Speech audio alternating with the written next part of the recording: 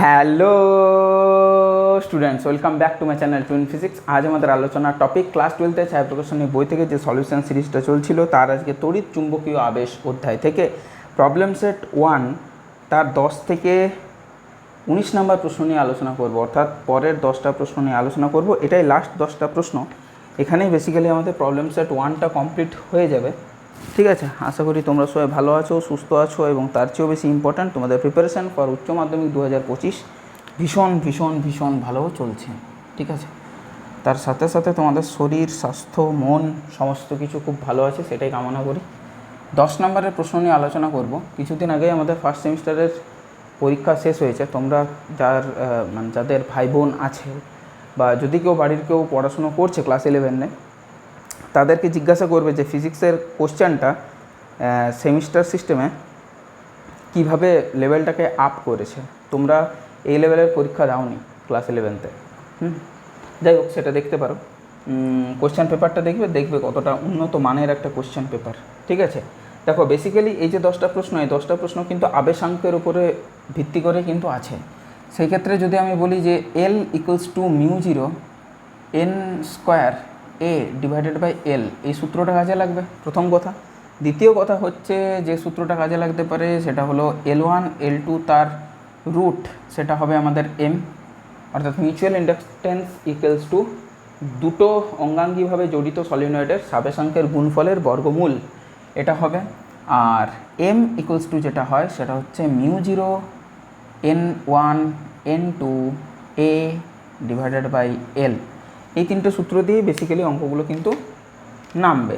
তো প্রথম প্রশ্ন যেটা বলেছে সেটা বলেছে 50 সেন্টিমিটার লম্বা এবং 1 সেন্টিমিটার স্কোয়ার ক্ষেত্রফল বিশিষ্ট একটি সলিনয়েডের সাবেশাঙ্ক 10⁻⁵ হেনরি এর মধ্য দিয়ে 100 মিলি অ্যাম্পিয়ার তড়িৎ প্রবাহ হলে সলিনয়েডটির অক্ষ বরাবর চৌম্বক ক্ষেত্র কত হবে। আচ্ছা, চৌম্বক ক্ষেত্রের মান নির্ণয় করতে বলেছে। তাহলে প্রথমে এটার থেকে আমরা ওর পাক সংখ্যা কতটা সেটা কিন্তু নির্ণয় করব। পাক সংখ্যা নির্ণয় করার পর সেখান থেকে আমরা কিন্তু ওই b = তোমাদের μ0 ni এই সূত্রটা কিন্তু অ্যাপ্লাই করব। μ0 স্মল ni, দৈর্ঘ্য যেহেতু দিয়ে দিয়েছে, ক্যাপিটাল N থাকলে অসুবিধা নেই, L দিয়ে ভাগ করে দেবো। এটা থেকে আমরা করব। তো প্রথমত আমরা nটা বার করব, n বার না করলে তো বার করতে পারবো না। তো দেখো L = এই সূত্রটাকে যদি ডিরেক্ট অ্যাপ্লাই করি তাহলে L = কী বলেছে, সাবেশাঙ্ক কত দিয়েছে 10⁻⁵। তাহলে 10⁻⁵ μ0 মানে হলো 4π × 10⁻⁷ ইন্টু n তার স্কোয়ার ইন্টু এরিয়াটা কত 1 সেন্টিমিটার স্কোয়ার, মানে 1 × 10⁻⁴ ডিভাইডেড বাই দৈর্ঘ্যটা কত দিয়েছে না 50 সেন্টিমিটার, মানে হলো 50 × 10⁻²। এটা হলো বিষয়। সেই ক্ষেত্রে আমাদের এখান থেকে n এর মান পাবো আমরা। ঠিক আছে, তাহলে n এর মান কী করে পাবো? n এর মান পাবো, দেখো 10⁻⁵ × 50 × 10⁻², এটা ডিভাইডেড বাই 4π × 10⁻⁷ ইন্টু 10⁻⁴।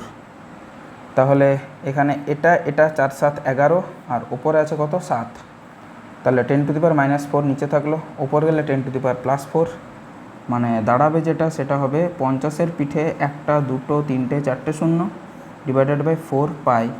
এই টোটালটার রুট কত আসবে এই জিনিসটা সেটা একটু দেখি। 50-এর পিঠে 1 2 3 4 4টে শূন্য ডিভাইডেড বাই 4, এটা ডিভাইডেড বাই পাই, এটা তার আবার রুট মিলে 199.47, 199.47 মানে 200 ধরতেই পারি আমরা এখানে। এটা অলমোস্ট ইকুয়ালস টু 200।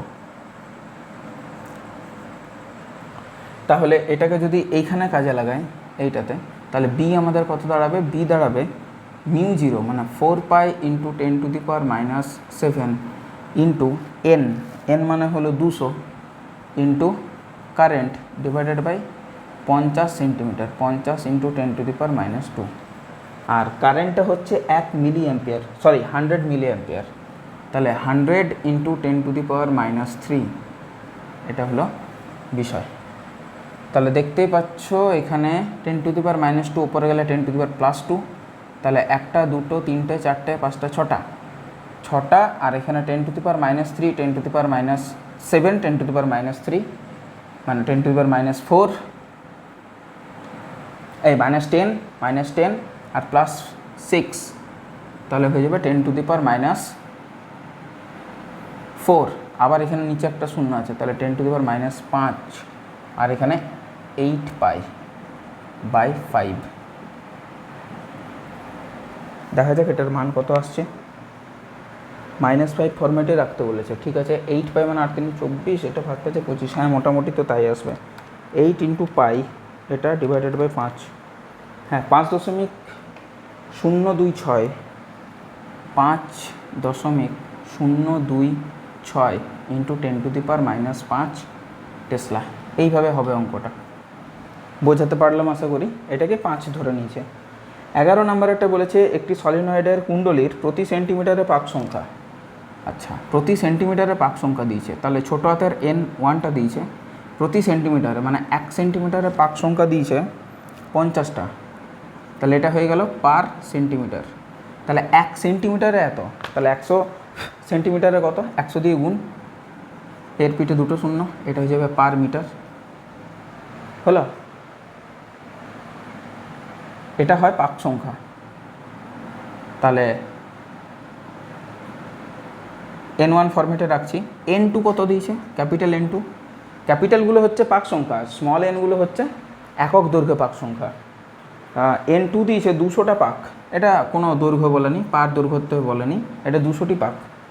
আচ্ছা, আর কি বলেছে, এরিয়া বলেছে 4 × 10⁻⁴, 4 × 10⁻⁴ মিটার স্কোয়ার, এটা হচ্ছে এরিয়া। আর কি বলেছে, আর কিন্তু কিছু বলেনি। আচ্ছা, তাহলে এটাই যদি আমরা করি যে মিউচুয়াল ইন্ডাকট্যান্স, যেটা এই সূত্রটাকে কাজে লাগাবো, এই সূত্রটাকে, সেটা হবে μ0 N1 N2 এরিয়া /L। এবার N1/L সেটাই তো হবে স্মল n1, তার সাথে N2, তার সাথে এরিয়া। দেখো μ0 হবে 4π × 10⁻⁷, N1 এর মান হবে 5000, N2 এর মান হবে 200, এটা 5000, আর তার সাথে হবে এরিয়া, এরিয়াটা হবে 4 × 10⁻⁴। তাহলে এখানে 4 7 11, 11 থেকে 1টা 2টো 3টা 4টা 5টা, 11 থেকে 5টা বাদ দিলে কত হয়, 6টা থাকে। তাহলে 5 দুগুণে 10, আর একটা কমে গেল, তাহলে 10⁻5, আর এখানে 4 4 16π, তাহলে 16π × 10⁻5। অ্যান্সারটা কি -5 আছে, হেনরি মিলি হেনরিতে আছে। ঠিক আছে, দেখি আমরা কত আসছে। 16π করার পর 16π এটা আসছে, তাহলে 10⁻5, এই তো। তাহলে এটাকে ভাগ করবো আমি 100 দিয়ে, তাহলে আসছে 0.5 মিলি হেনরি, 0.5 মিলি হেনরি, 0.502। ও, এটা আবার পুরোটাই নিয়েছে, তো আমার 502 এসছে, আমি 502 নেব, 5026, ওটাকে 5023 নিয়েছে। ব্যাস, ঠিক আছে। 10 আর 11 দুটোই আশা করি বোঝাতে পারলাম। এই টাইপের প্রশ্নগুলোই কিন্তু পড়বে, এই ধরনের প্রশ্নই আমরা করব আজকের 10টা প্রশ্ন। 10টার মধ্যে আমাদের 2টো হয়ে গেল, আর 8টা প্রশ্ন বাকি আছে। 12 নাম্বার, 12 নাম্বারে কী বলেছে, একটি কুণ্ডলিতে 0.01 সেকেন্ড সময়ে প্রবাহের বৃদ্ধি 10 মিলি অ্যাম্পিয়ার, 10 অ্যাম্পিয়ার প্রবাহের বৃদ্ধি মানে ডেল্টা আই, সেটা 1 অ্যাম্পিয়ার। সময়টা কত লেগেছে ডেল্টা টি, না 0.01 সেকেন্ড, তাই তো, 0.01 সেকেন্ড। গড় আবিষ্ট তড়িৎচালক বল যদি 100 ভোল্ট মানের সমান হয়, এটা দিয়েছে 100 ভোল্ট। আচ্ছা, তাহলে কুণ্ডলীর সাবেশাঙ্ক ও ফ্লাক্সের পরিবর্তন নির্ণয় করো। সাবেশাঙ্ক জানতে চেয়েছে, L = কী হয়, φ/I, এটা হচ্ছে ব্যাপার। তাহলে L = যদি φ/I হয়, বা এখান থেকে আমি হয়তো গেলাম না, আমি হয়তো অন্য প্রসেসে গেলাম, যে ই ইকুয়ালস টু হয় d∅/dt, আবার ddt অফ ফাইটা কি লিখতে পারি li, এল যেহেতু কনস্ট্যান্ট তাই এলটা বাইরে আসবে, di/dt এটা লিখতে পারি, এটা হচ্ছে ই।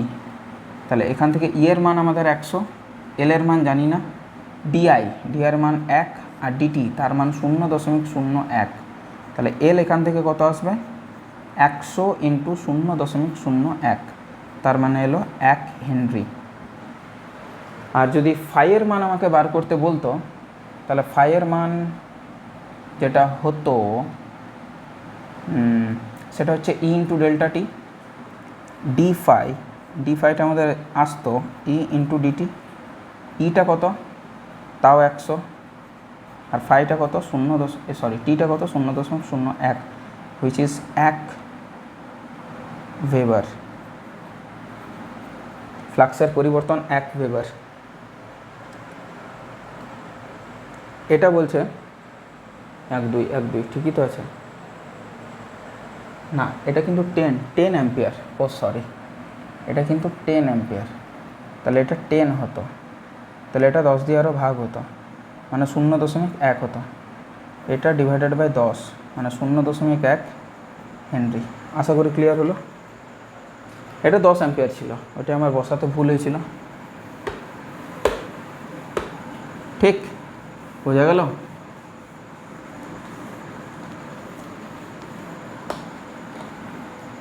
বেশ, 12টা হয়ে গেল। 13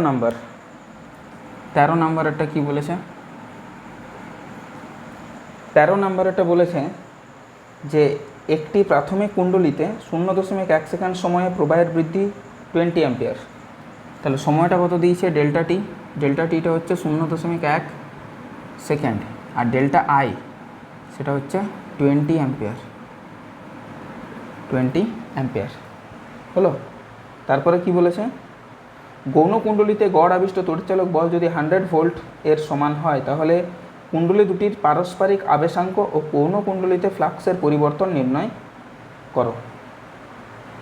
আচ্ছা, পারস্পরিক আবেশাঙ্ক নির্ণয় করতে বলেছে।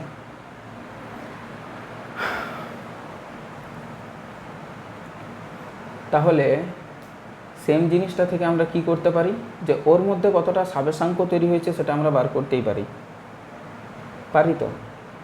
অন্য কুণ্ডলিতে ভোল্ট তৈরি হয়েছে, ইটা যেটা হবে সেটা হবে 100 ভোল্ট, এটা বিষয়। তাহলে কুণ্ডলী দুটির পারস্পরিক আবেশাঙ্ক নির্ণয়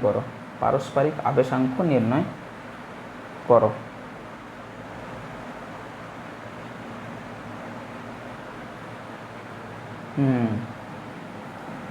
তাহলে সেটা এম ইকুয়ালস টু কী করে পাবো? এম ইকুয়ালস টু যেটা পাবো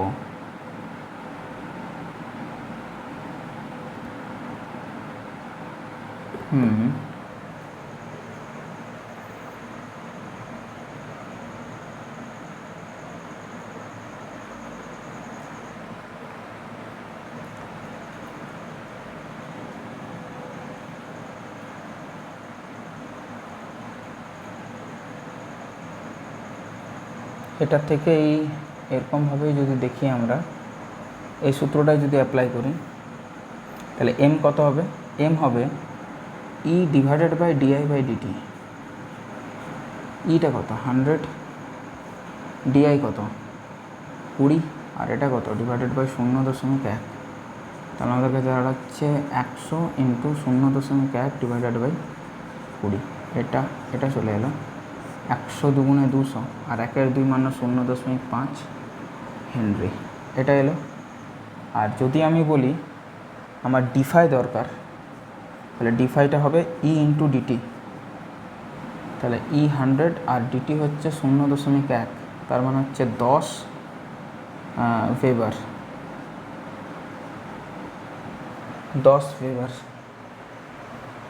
দুটো উত্তরই ম্যাচ করেছে, অসুবিধা নেই, সেম প্রসেস, শুধু এলের জায়গাতে এমটাকে সাবস্টিটিউট করে দেওয়া, আর কোনো কাজ নেই।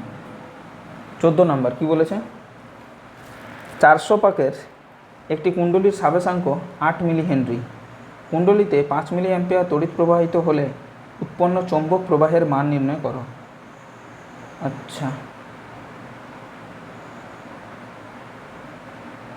আচ্ছা, তাহলে একটা কাজ আমরা করতে পারি, সেটা হচ্ছে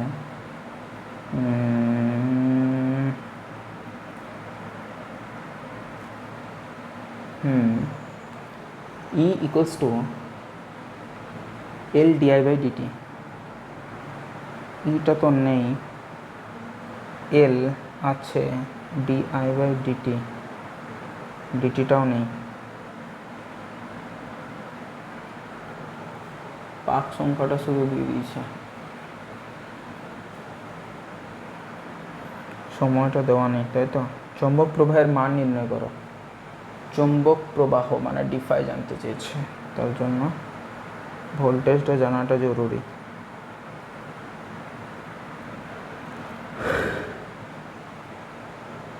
phi equals to L I, ঠিক আছে। তাহলে যদি আমাদের ফাই দরকার হয়, তাহলে এল আমাদের দিয়েছে 14 নম্বরে 8 মিলি হেনরি, 8 × 10⁻³ কারেন্ট কত দিয়েছে? 5 মিলি অ্যাম্পিয়ার, 5 × 10⁻³ 40। এবার পাক সংখ্যা দিয়েছে 400।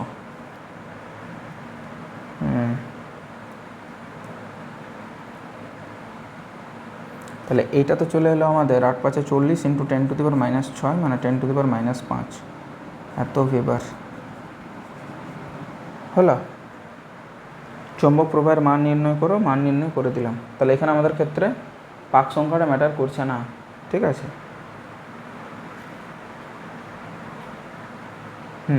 ঠিক আছে, পাক সংখ্যাটা এই ক্ষেত্রে কিন্তু আমাদের কোনো কাজে লাগছে না, কারণ পাক সংখ্যাটা কাজে লাগবে যদি আমরা ম্যাগনেটিক ফিল্ড বার করি। সেই ক্ষেত্রে যত পাক সংখ্যা বেশি বাড়বে তত কিন্তু আমাদের সাবেশাঙ্কের ক্ষেত্রেও কাজে লাগতো, সাবেশাঙ্ক যদি বার করতে বলতো। ঠিক, চলো 15 নাম্বার। 15 নাম্বার কি বলেছে? কোনো কুণ্ডলীর মধ্য দিয়ে 50 অ্যাম্পিয়ার প্রতি সেকেন্ড হারে তড়িৎ প্রবাহ মাত্রার পরিবর্তন হলে তাতে 100 ভোল্ট তড়িৎচালক বল আবিষ্ট হয়। কুণ্ডলীর সাবেশাঙ্ক নির্ণয় করো। E = L di by dt। সাবেশাঙ্ক নির্ণয় করতে বলেছে, তাহলে L = E divided by di by dt। তাহলে ইটা হচ্ছে 100 ভোল্ট আর এটা হচ্ছে 50, তাহলে এটা হয়ে যাবে 2 হেনরি। Next 16 number. একটি বৃত্তাকার কুণ্ডলীর পাক সংখ্যা 600, এনটা হচ্ছে 600, সাবেশাঙ্ক 36 মিলি হেনরি, সাবেশাঙ্ক হচ্ছে 36 মিলি হেনরি। অনুরূপ আরেকটি তার কুণ্ডলীতে 500টি পাক থাকলে, এটা N1 আর এটা N2, এখানে হচ্ছে 500টি পাক, তাহলে এটা L1, তার সাবেশাঙ্ক কত হবে? আচ্ছা, অনুরূপ আরেকটি কুণ্ডলী, তার কুণ্ডলী, অনুরূপ মানে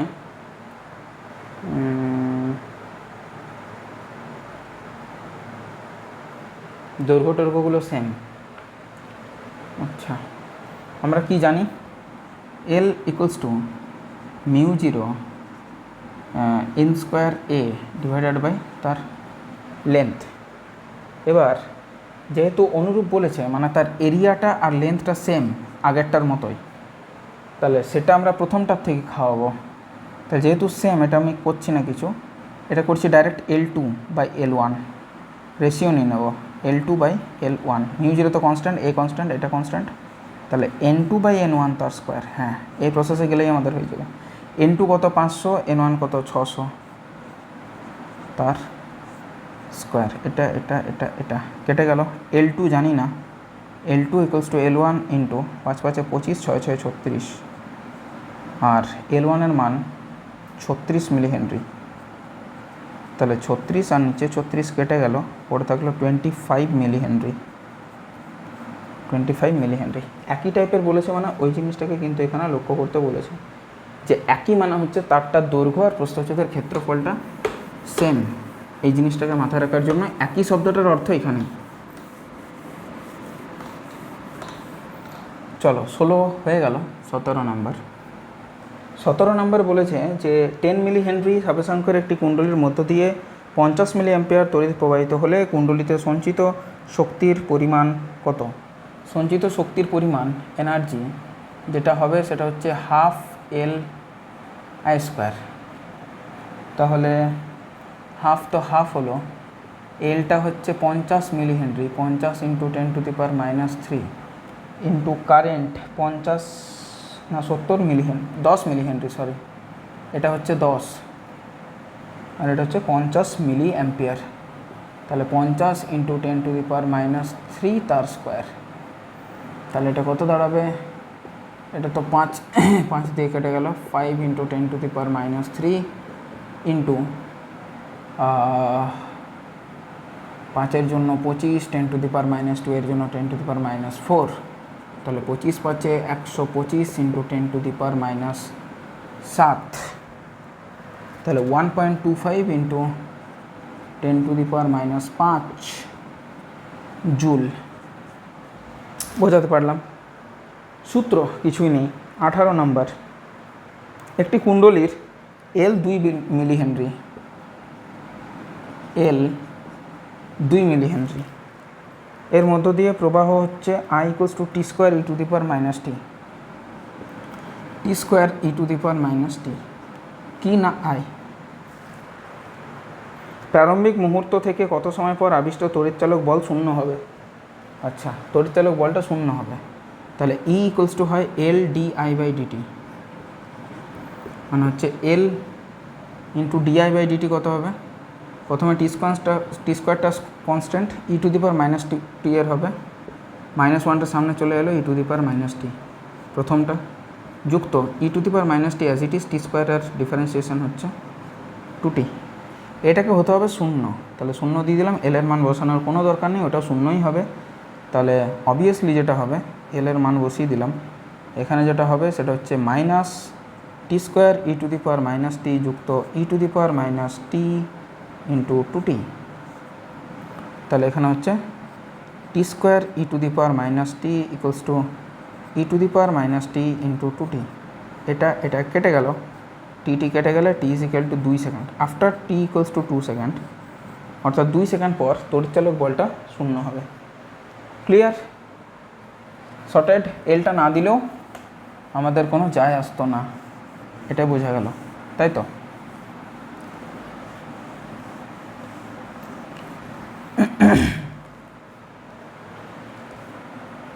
চলো 19 নম্বরটা হচ্ছে একটি কুণ্ডলীর স্থাপাঙ্ক 30 মিলি হেনরি, বেশ 30 মিলি হেনরি। তারপর রোধ হচ্ছে 20 ওহম, রোধ হলো 20 ওহম। তারপর একে 30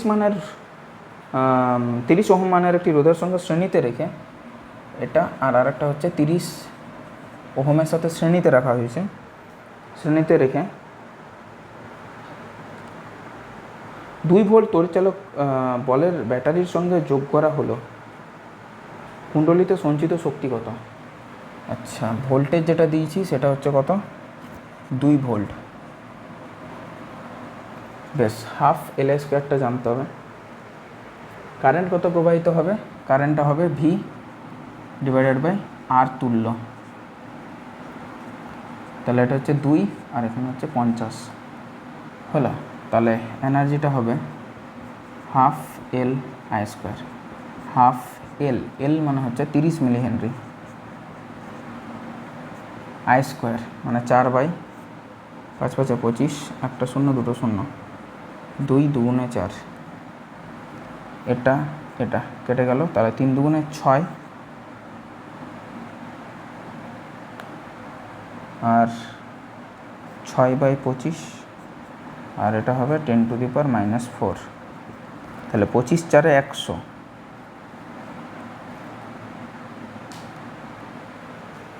25 4 100, 106 গুণ চাই, তাহলে 4-এর 6 গুণ, 6-4 24।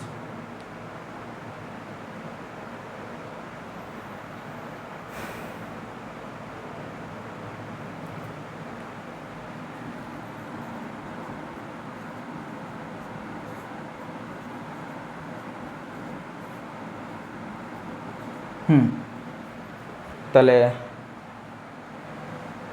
এটা যেটা হবে সেটা হলো, এক কাজ করি, এটাকে 100 দিয়ে ভাগ করি, এটাকে 100 দিয়ে গুণ করি, তাহলে এটা হলো 24, আর এখানে 24 × 10⁻⁻6।